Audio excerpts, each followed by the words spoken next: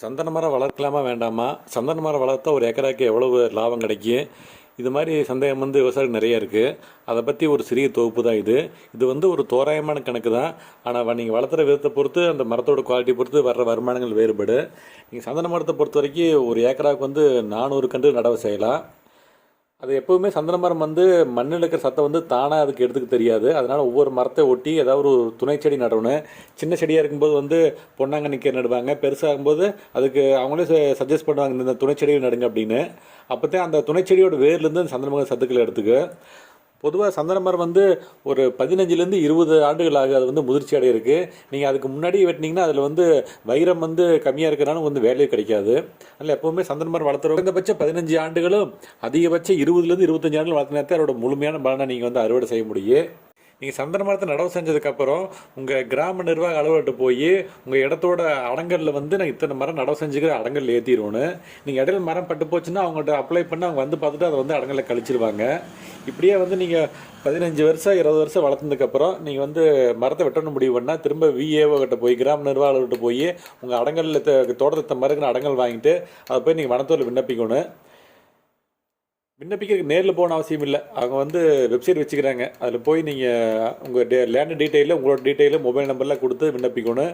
அதில் ஒரு டீட்டெயில் கேட்டிருப்பாங்க. உங்கள் எத்தனை மரம் இருக்குதோ அது ஒவ்வொரு மரத்தோட ஹைட்டு, அதனோட வித்து, அகலம், சுற்றளவு இதெல்லாம் கேட்டிருப்பாங்க. அதெல்லாம் நீங்கள் அளந்து அப்ளை பண்ணிங்கன்னா அவங்க நேரில் பார்ப்பாங்க.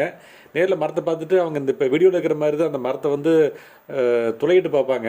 துளையிட்டு அதில் இருக்கிறோட எண்ணெய் பசை மற்றும் அதனோட நறுமணம் இதெல்லாம் பார்த்து மரத்தோட வேலையை ஃபிக்ஸ் பண்ணுவாங்க.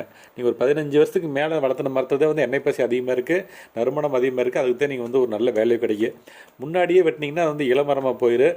அது குவாலிட்டியான சந்தனம்லேருந்து கிடைக்காது. அது ஒரு செகண்ட் குவாலிட்டி சந்தனம் தயாரிக்கிறது தான் போகும். அது உங்களுக்கு ஒரு கிலோ 300 ரேஞ்சில் தான் போகும். நீங்கள் நல்ல குவாலிட்டியான கட்டை இருந்தாலே உங்களுக்கு ஒரு 1000 அந்த ரேஞ்சில் சேல்ஸ் ஆகும். இப்போ நீங்கள் 15 வருஷம் வளர்த்துன மரத்தை பார்த்தீங்கன்னா ஒரு மரம் மரத்துலேருந்து ஒரு 30 to 40 கிலோ கட்டை தான் தேரும். நீங்கள் ஆவரேஜாக 30 கிலோ கட்டைன்னு வச்சுக்கோங்க. ஒரு கிலோ 1000 ரூபா வரைக்கும் போகும். நீங்கள் 15லேருந்து 20 வருஷம் வளர்த்து குவாலிட்டியான கட்டையாக இருந்தால். அப்படிங்கும்போது ஒரு மரத்துக்கு 30,000 ரூபா கிடைக்கும். நீங்கள் 400 கன்று நடவு செஞ்சதில் நீங்கள் எல்லாம் போக 300 கன்று இருந்தால் கூட ஒரு மரத்துக்கு 30,000 கணக்கு வச்சிங்கன்னா ஒரு 300 மரத்துக்கு ஒரு 90 லட்சம் ரூபா கிடைக்கும். இதில் நீங்கள் 15 வருஷம் பராமரிக்கிற செலவெல்லாம் கழிச்சிடணும். அது நீங்கள் எப்படி வளர்த்துறீங்களோ அது செலவு உங்களை பொறுத்தது. வருமானங்கிறது ஒரு ஏக்கரா சந்தன மரம் நடவு செஞ்சு 15லேருந்து 20 வருஷம் வச்சுருந்தீங்கன்னா ஒரு நார்மலாக அப்ராக்சிமேட்டாக 90 லட்சம் ரூபா பணம் கிடைக்கலாம். இது ஒரு நார்மலான கணக்கு. திருடுங்கிட்ட பாதுகாத்து வளர்த்ததில் பெரிய விஷயம். அதுக்கான வாய்ப்புகள் இருந்தால் நீங்கள் சந்தன மரம் நடவு செய்கிறத பற்றி யோசிக்கலாம். வீடியோ பிடிச்சிருந்தா சேனலை சப்ஸ்கிரைப் பண்ணிடுங்க. உங்களுக்கு தெரிஞ்சவங்களுக்கு ஷேர் பண்ணுங்கள்.